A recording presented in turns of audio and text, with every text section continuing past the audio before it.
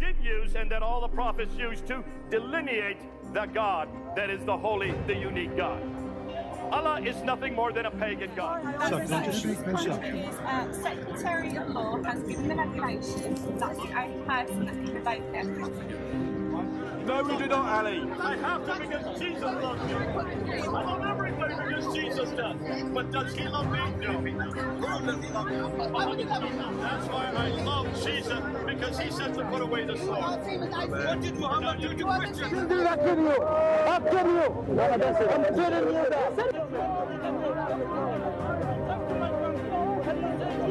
You say what you believe. And that's what we're hearing now.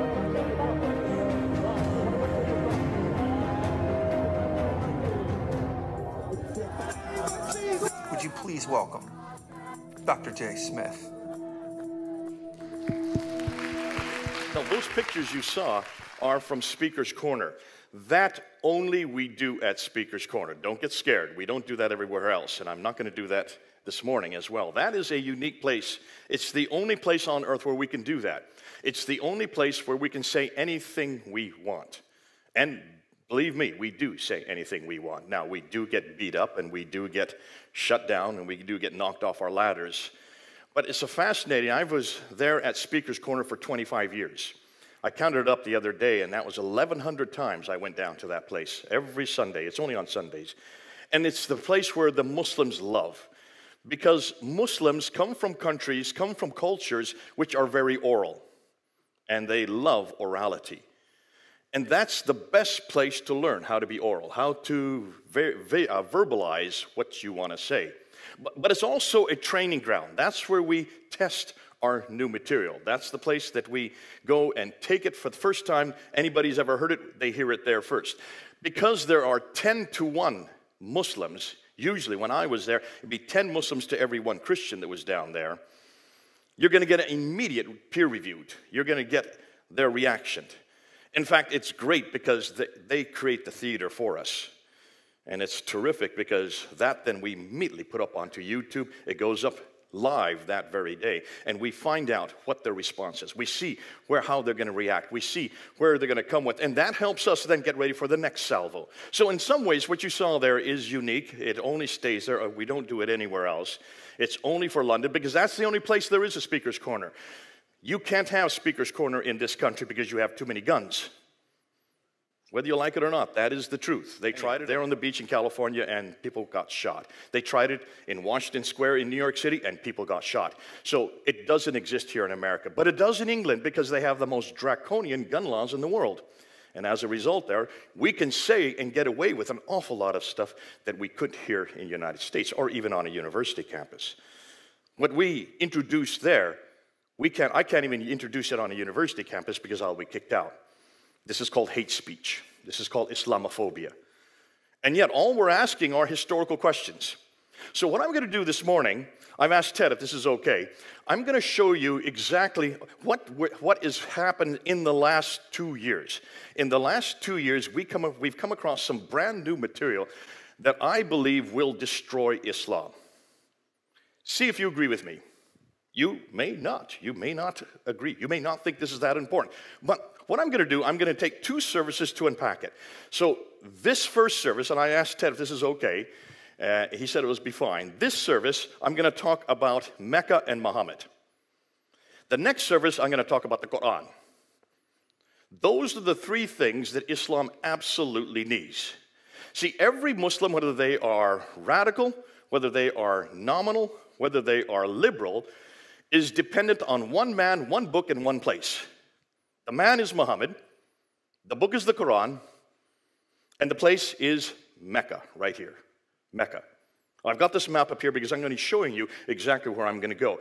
Make it as visual as possible. So I don't know if those on this side, if you might want to move over here so you can see this map, because you may not be able. We should have really put it up on the screens, but I really wanted to make it as personal as possible, and I didn't realize we'd have such a big crowd. So what we're going to do is we're going to look at the book, the man, the place. Now stop and think, do we not start from the same paradigm as Christians? Do we not go to a book and a man and a place as well, don't we?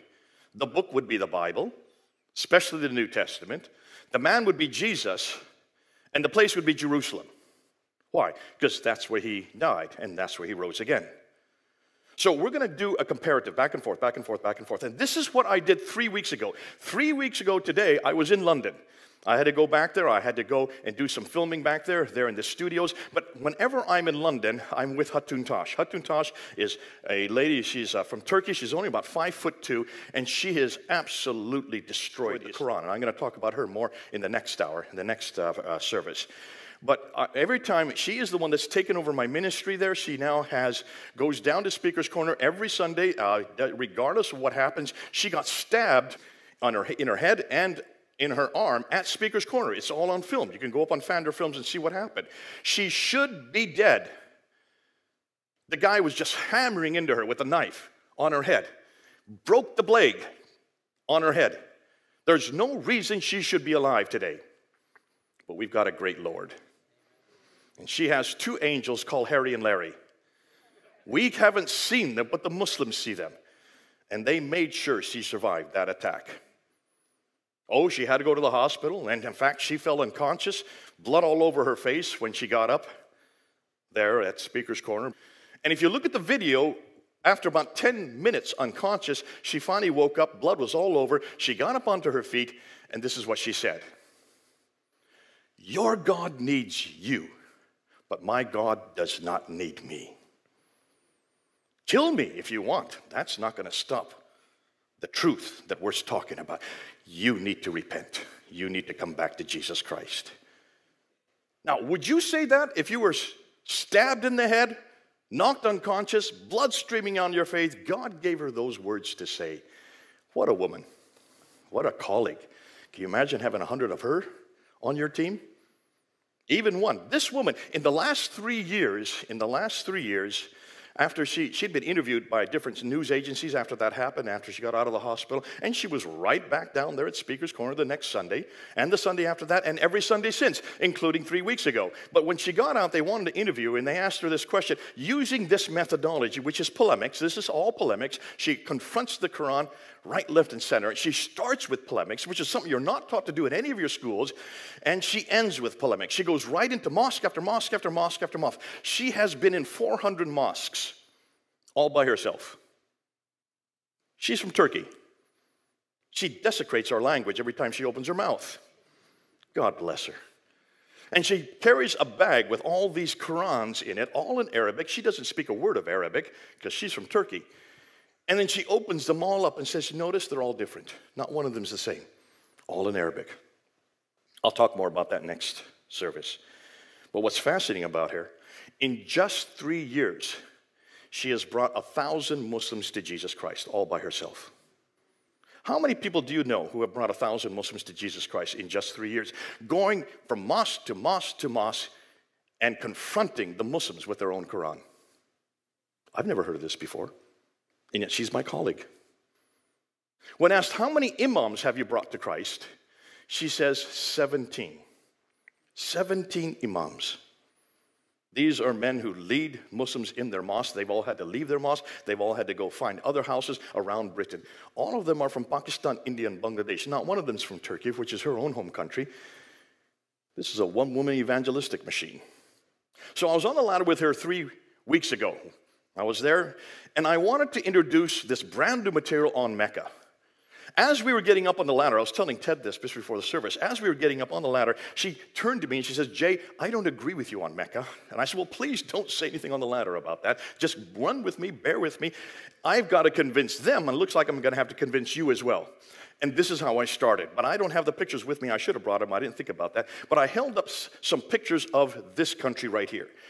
This is Saudi Arabia, right? But it's only been made Saudi Arabia because of the Ibn Saud family, which created Arabia, brought it together in the 1700s.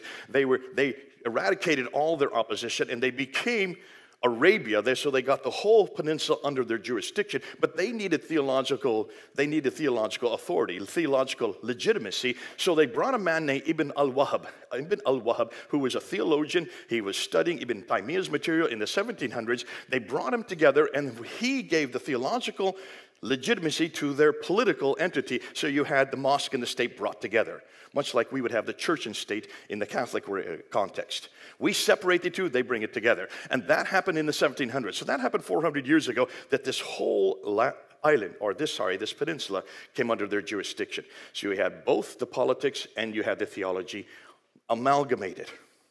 Now, that was here in Mecca, and it's also in Jeddah, and it's also in Riyadh. Those were the three centers at that time in the 1700s. What they did then is they weren't really that powerful until the last century. In the last century, they found oil here. And when they find oil here, suddenly they became a superpower. And they started transporting and forcing this Wahhabism. That's where Wahhabism comes from Ibn al-Wahhab, who was Muhammad ibn al-Wahhab, who was the man that created the theology. And it all basically came down to two things. The theology of Wahhab is this. Here it is, in just 2 sentences. To be a good Muslim, read the Quran, follow Muhammad. That's it. That's all he was saying. Read the Quran, follow Muhammad. What's the Quran? Here's the Quran. Ted, I didn't ask you permission to bring this in class. You don't mind if I bring it in this building. It's already here. You can't say no. Don't worry. We're going to destroy this in the next hour. So it'll be nothing. And that's why this is the book. This is their book. This is the Quran, right? This is the book that they follow. Every Muslim, doesn't matter whether they are radical, nominal, or liberal, they have to follow this book. Read the book. But how do you apply this book? Well, you go to the author that wrote, but it wasn't written by any author. This book is eternal. It's always been. It's never existed. It never was begun. It's always existed. Can you see the problem? Read this book. How do you apply it? Follow the man in the book. Follow the man in the book. So that's what they have been doing since the 1300s. Now, of 200 years after Ibn Taymiyyah actually created this paradigm, a man named Martin Luther did the same thing in Germany, did he not? When he nailed up his 95 thesis there in Germany, what did he say? Sola Scriptura. Read the book. Go back to Scripture. Don't follow the church. Don't follow all these traditions that are coming from the book of Tobit and these other intertestamental books. Don't follow this indulgences. We are not to have this idea called purgatory. That's not in the book. It's not in our Bible. Read the book and follow Jesus Christ. Follow the man. The book and the man. The book and the man. The book and the man. Basically, what Martin Luther was doing is what the Muslims had already done 200 years earlier. And people are still saying today, when is Islam going to be reformed? That was their reformation. He was a protester. Ibn Taymiyyah, people hated him. They put him into prison. He died in prison for saying, read the book and follow the man. Read the book and follow the man. Just like they hated Martin Luther. So Islam is very similar to us. As much as that's going to make you uncomfortable, don't worry. That's as far as the similarities go. Because when you read that book and follow that man, what a different book and what a different man. We don't have almost any of our theologies are the same. I'm not going to get into that today, but do you notice which is the bigger book? This is the bigger book, right? I make sure it's bigger just so you can say yes. This is the bigger book. This is the smaller book. This is the bigger man. This is the smaller man. But here's the problem. When you look at the man, when you go back to Muhammad himself, you've got to go to here. Because this is where he was born, right there. Born in 570 AD, right there. The difficulty is that there is called Mecca. Now take a look at this and you'll notice, I should have a topography map here, because if you look at a topographical map, you'll notice that it's all green up here, and it's all green down here, and it's all brown here. Why is it brown here? And what has this been called? What did the Romans call this? What did the Greeks call this? This is known as Petrea Deserta. Deserta. Desert means desert, right? That's all desert. That is what we know. This whole area here is the Mesopotamia, the places of the two rivers that come down here. See the two rivers that come down here, the Tigris and Euphrates? That is where all the civilizations occurred. Why do all the civilizations occur up here? Because it's got water. If you have a desert, you don't have any water. Am I correct? Desert means no water. If there is no water, there's no vegetation. If there's no vegetation, there are no people. If there are no people, there is no town. If there is no town, there's no cities. There's no cities, there's no civilization. If there is no civilization, there's no history. How long did it take me to say that? 10 seconds, right? That's, if there's anything you leave from this morning, that's all you need to know. Because any Muslim, and I hope you send this to Muslims, those of you who are following this at home, I don't know where the camera is, I'm going to be pointing to there, I think it's over there. Those of you who are watching this at home, this is all going to be, it's all being recorded, it's all going up online. I want Muslims to hear this. I want all of you to tell this to your Muslim. Give them this video and have them answer this question. How could there be any history here if there's no water? Now, what do Muslims say? Every Muslim says that Adam and Eve, when they were in the Garden of Eden, now the Garden of Eden in the Quran, in chapter 2, in chapter 7, in chapter 20, the Garden of Eden is up in space. It's not on earth. Unlike our Garden of Eden, which is on earth, their Garden of Eden is up in space. So when Adam and Eve were thrown out of that garden, they were thrown down to earth. Where were they thrown down to? Bingo, right there. This is where they were thrown to. Mecca. Which means that would be the oldest town, city, civilized place on earth, right? You don't have anybody earlier than Adam and Eve. They're the first humans.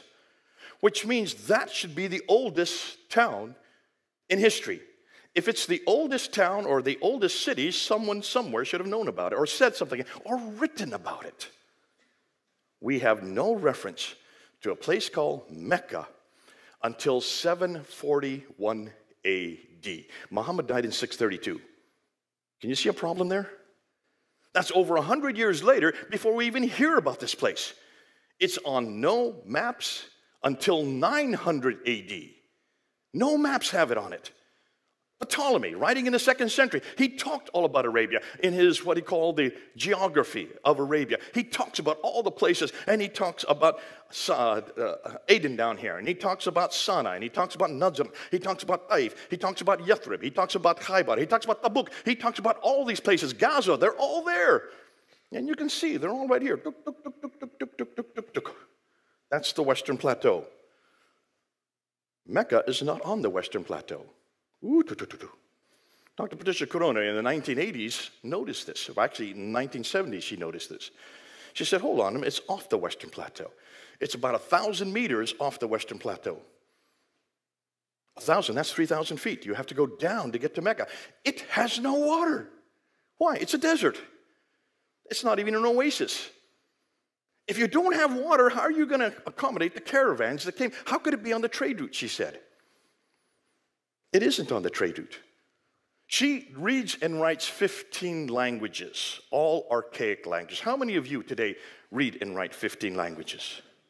So this is a real prodigy. This is a woman who's unique. One of the first in the world to actually go back to the original documents. She was head of department at Oxford University when she did her book and wrote her book in 1987 called Meccan Trade and the Rise of Islam. She decided to find out where this Mecca was. She went to all the documents from the 2nd, 3rd, 4th, 5th, 6th, all the way, or go in this direction. Where for you? Yeah, where's left or right? That's right. So she went all the way from 2nd, 3rd, 4th, 5th, 6th, all the way up until the 7th century. No reference of Mecca on any of the documents. She went all up and down the coast here. She went up all and down the coast here. She went way over here to India. She tried to find any reference, no reference.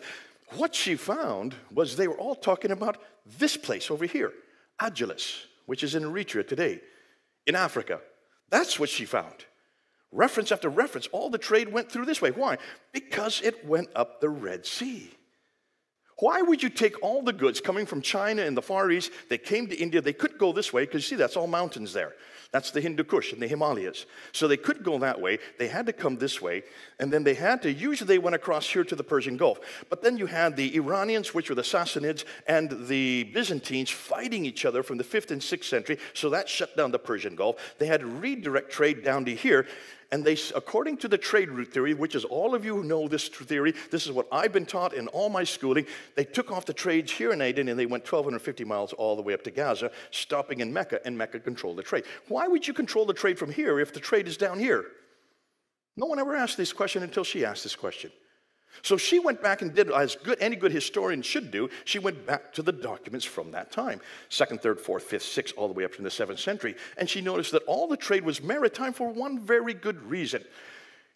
Even today, how do you send large goods anywhere? By boat, right? It's the cheapest way to send boats, by anything by boat. Even the big ships that go through there, they come from China. They come from all over the East. To get over to the Mediterranean world, they have to come this route. Because if you just put a ton of goods and you go 50 miles by land, that would cost the same amount as 1,250 miles by sea. And the reason's very simple. You go by land, you have to have camels. Camels have to be fed. Camels need to be watered. Camels need to be guarded. You need to guard your goods. That means you may be attacked from behind a rock, or there might be behind a mountain, or behind a sand dune. You can be attacked at any time. But when you're on the water, you can see for miles ahead. There are no sand dunes in the water. There is no mountains in the water. There is no way you can be attacked. You can see it coming. Therefore, it's much safer and it's much less expensive, because all you need is wind to blow your sails. That's it. This is before diesel power. This is before gas was ever invented. They used the wind, and all the trade went up this way. All the trade went this way. Why hadn't anybody noticed this before 1970? Because no one had asked that simple question. Where's Mecca? You don't ask that question in a Muslim environment and live very long. It's the one area of study where what you find may kill you. And she got a death threat for asking that question, for writing that book. Meccan Trade and the Rise of Islam, she got death threats for it. From Muslims, she had to leave Oxford University, come to Cambridge University. That's where I got to know her. And when I did my first debate in 1995, look at the date, that's 26 years ago, I did my first debate on this, and on the Quran, and on Muhammad, the book, the man, the place. And she prepared my debate for me. I went to her the week before the debate, and she said, do this, write this, you say this, don't say this. And I looked at her and said, you know this material. This is your material. Why aren't you doing this debate? And she laughed at me. She said, Jay, I'm an academic. I have a chair to protect. I have an institution to represent. I cannot do this debate. But you can, because you have no chair to protect. You have no institution. You only have one person you're responsible, and his name is Jesus Christ. Ooh, She said that to me in 1995. She told me something I'd never heard of, I've never thought of before.